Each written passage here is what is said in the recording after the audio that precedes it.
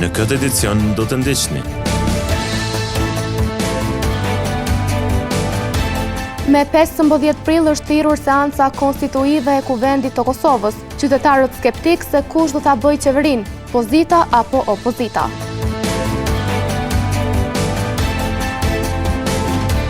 Inspektori Sulmetaj, 1.000 deri në 1.500 euro gjobat për persona që dëmtojnë rrugët publike.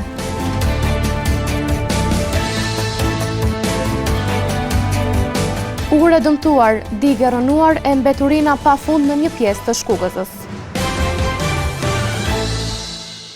Përshëndetje, po fillojmë edicionin qendror të lajmeve këtu në televizionin Syri.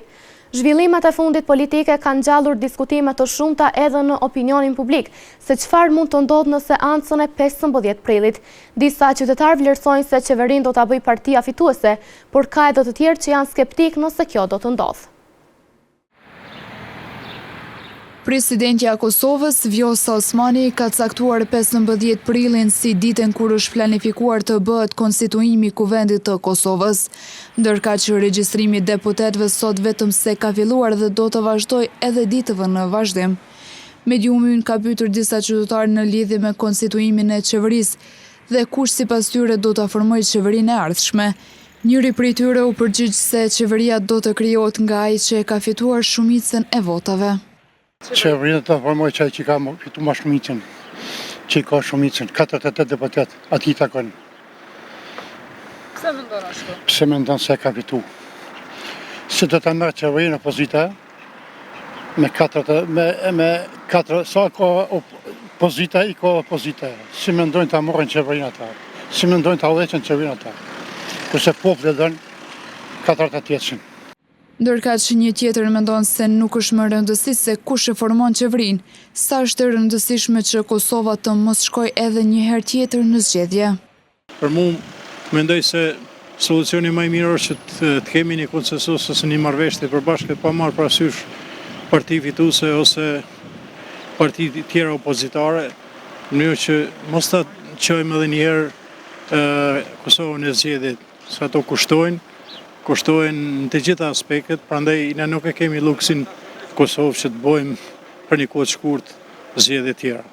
Mendoj që më e mira në çdo situatë globale çfarë është, edhe në situatë çfarë gjendet Kosova, që të bëhet një zgjidhje adekuate, në mënyrë që të vazhdojmë jeta më tutje.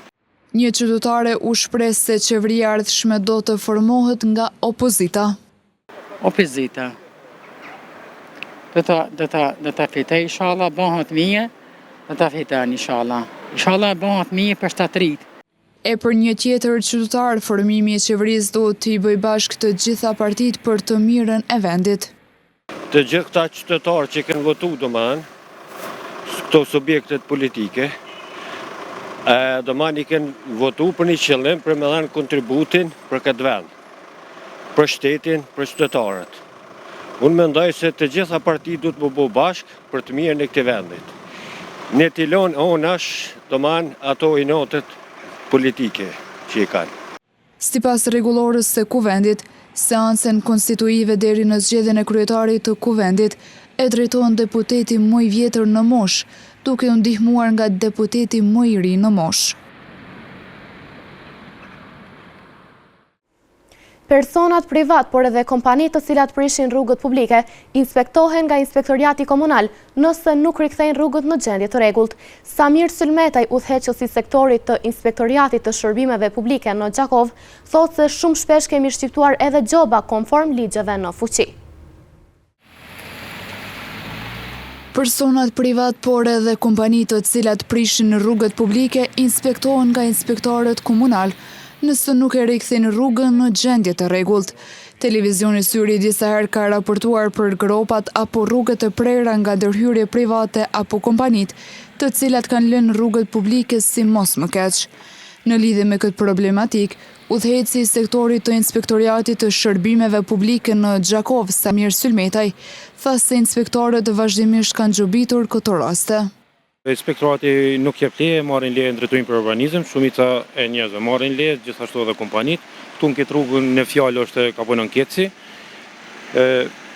Shumica e gropave në qytet janë bo për Radoniqit. Ka pas dëntime të rjetit të sjellësit edhe ne si inspektorat kemi marrë masa ku vitin 2024 në gjobit dikun 6.000 euro vetëm për dëmtimet asfaltit kompania Radonicit, vitin 2025 dikun 1.300 euro deri tash.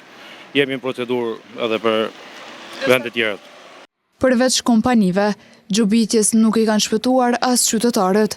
Sulmeta i thotë se për personat privat që kanë kryer punime pa leje, gjobat variojnë nga 1.000 deri në 1.500 euro. Gjobat cilën prej 300 deri 1.000-1.500 varësisht për dëmtimit rrugës. A ka pas raste edhe tek individët të cilët keni shpërndar gjoba? Po, vitin e kaluar në 2024 dhe kemi dikun 27 gjoba me zgabofsha të persona privat, domethënë shtëpia edhe kështu, që nuk kanë marrë pëlqim.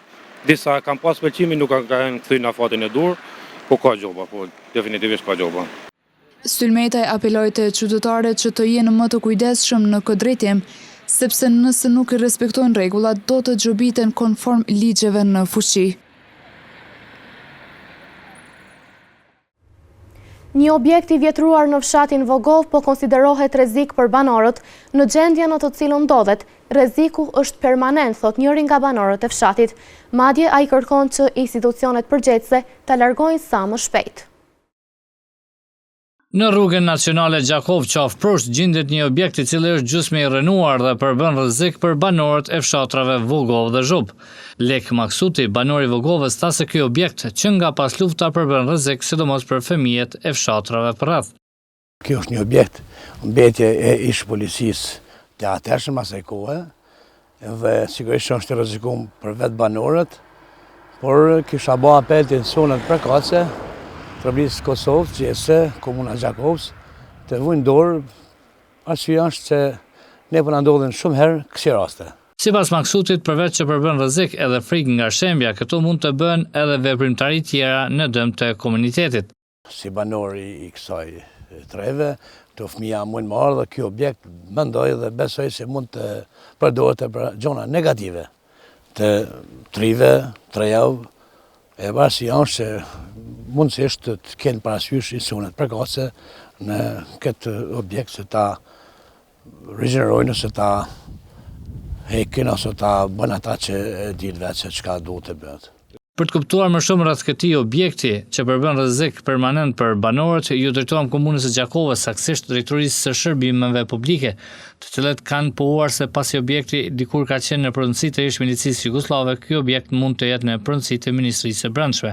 E nga Ministria e Punëve të Brendshme të Kosovës presim përgjigje me shkrim për këtë problematikë.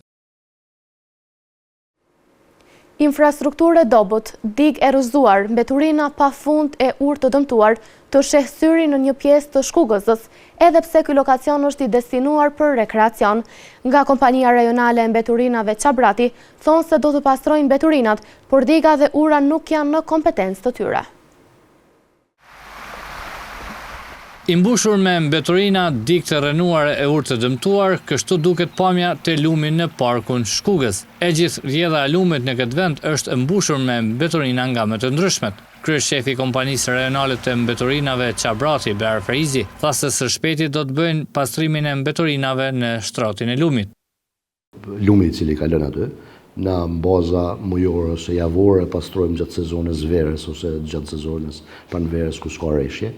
Tash është e pamundshme më futë në atë proces, është domethënë uji i cili vjen është sasi e madhe, nuk kemi mundësi.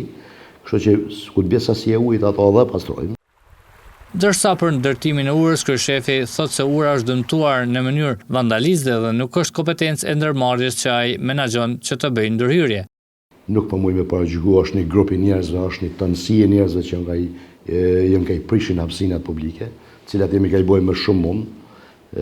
Mirë po, bazuar në qëto shajpa me shka i thatë edhe jo, në besoj që këtë javë do të dalim edhe me ekipet tona, mi bo edhe pastrimin e qasaj pjese, mirë po aja pjesa cilat janë dëmtuar, ato nuk është obligimi joni, ato është obligimi komunës.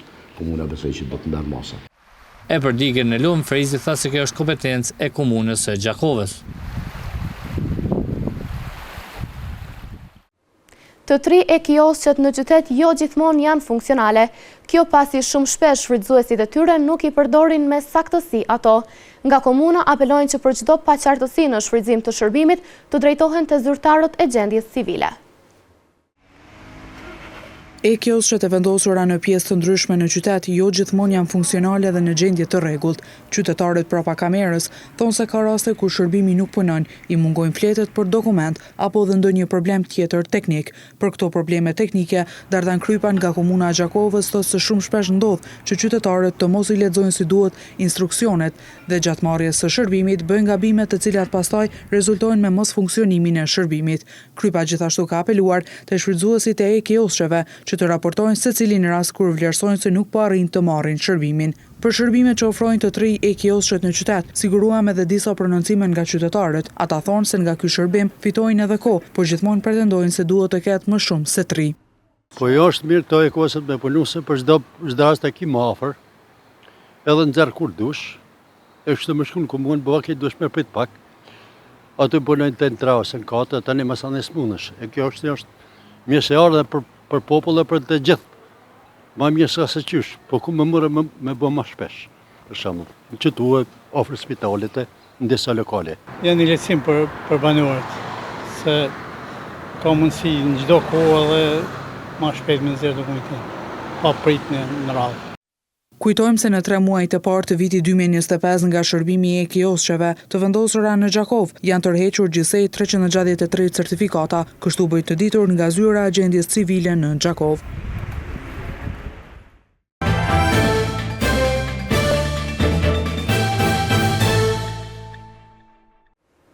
Në teatrin e Gjakovës të mbrëm është shfaqur komedia Streha e Nemun me regji të Ilir Bokshit.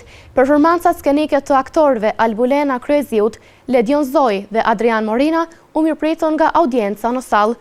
Komedia solli të qeshura pafund duke e bërë publikun të shijojë secilën sekuencë skenike.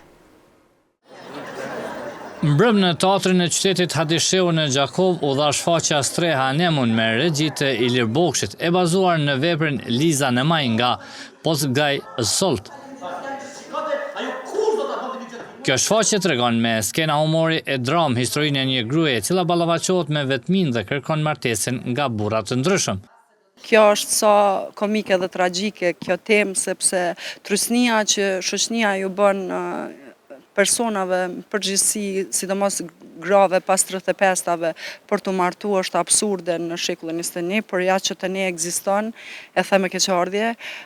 Tema e vetmisë është universale, është gjithkam botë dhe vetmia vërtet i fut njerëz në përqorë sokake dhe shpesh munden me përfundu keq tu dasht me ik vetmisë, sikurse personazhi që është në kërkim të një burri edhe nuk e gjen askund atë burr. I bën gjitha përpjekjet, por i dështojnë. Aktori Adrian Morina tha se kjo është një temë interesante kur shihen njerëzit që reflektojnë pasi kanë kaluar një moshë.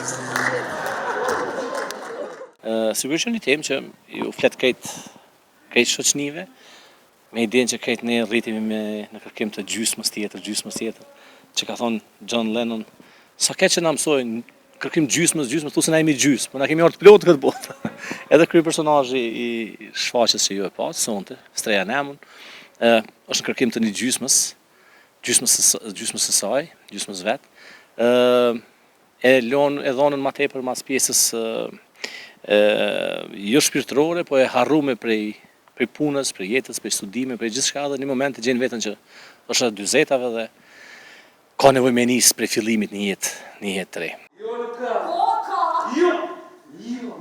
Ndërsa aktori Ledion Zoj tha se është kënaqësi kur performon para publikut në Gjakov.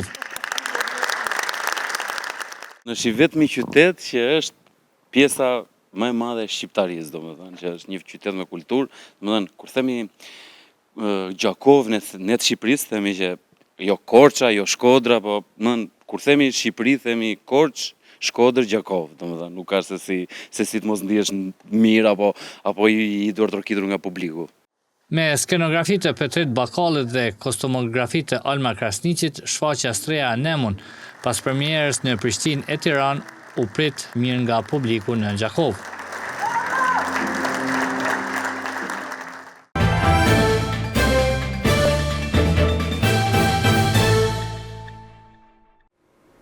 Basketbollistët e vllaznimit nuk ja dolën suksesshëm në përballjen me Sigal Prishtinën.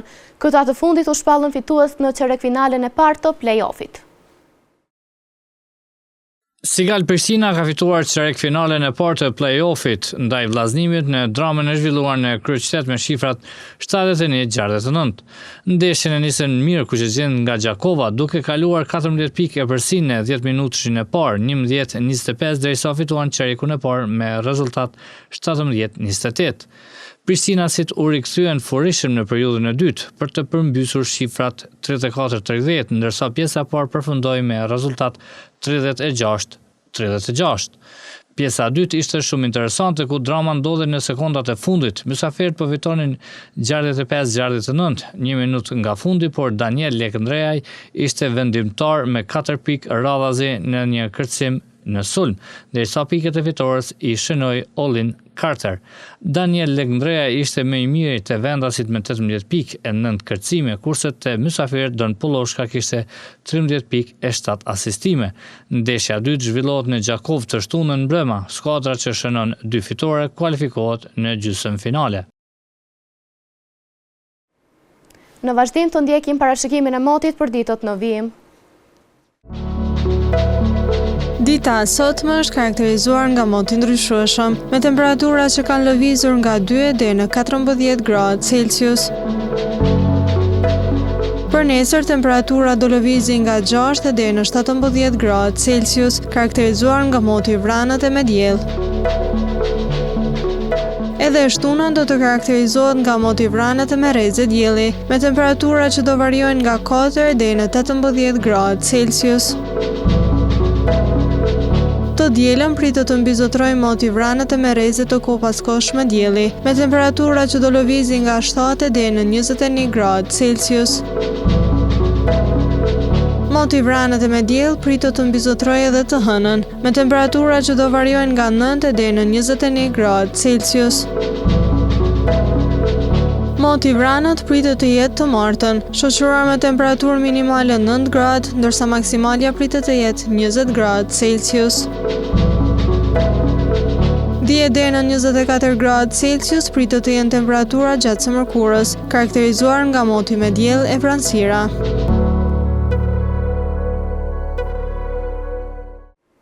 Para se të ndajemi të ndjekim edhe një herë titullët kryesor të këtij edicioni.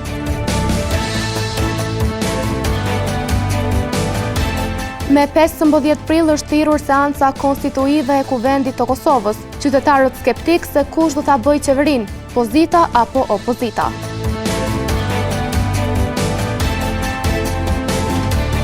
Inspektori Sylmetaj, 1.000 deri në 1.500 euro gjobat për persona që dëmtojnë rrugët publike.